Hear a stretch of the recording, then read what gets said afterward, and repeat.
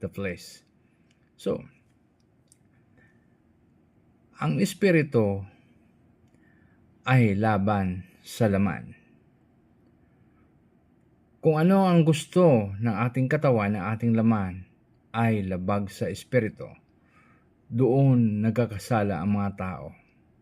And the spirit is against the flesh. At ang espiritu ay laban sa ating katawan, sa ating pisikal na anyo, if tayo ay nagsisinungaling, gumagawa ng kasamaan, pumapatay, nagnanakaw, nangangalunya, and everything sin that is against the spirit. Okay? The two are opposed to each other. Ang dalawang ito ay opposite o magkaiba o magkakontrahan dahil hindi sila magkasundo dito. Kung ikaw ay gumagawa ng kasalanan at nasa sayo na ang banal na espiritu, ay magkukontrahan ito. Kaya may conviction. Kaya pag tayo mga tunay na Kristiyano at nanampalataya sa Diyos sa pamagitan ng Kristo, pag nagkagawa tayo ng kasalanan ay may conviction.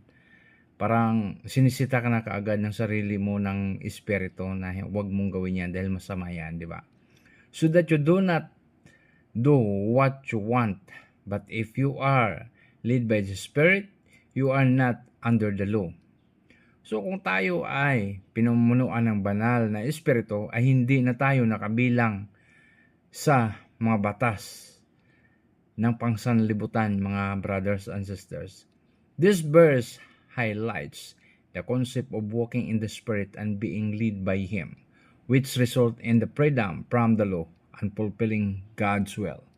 So, ang verses na ito ay tayo ay lumalakad sa espiritu, sa banal na espiritu, at ginaguide tayo nito. Ang resulta nito, ang ating pagkalaya sa mga batas, sa mga unang panahon at sa mga batas dito sa sanlibutan.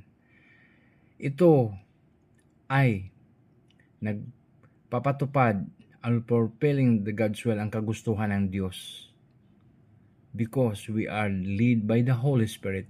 The man or the person without the Holy Spirit cannot understand. Kahit ano pa ang sabihin mo dyan, kahit ano pa ang paliwanag mo dyan, kung isang tao ay walang banal na espiritu, he cannot understand. Hindi siya makaintindi.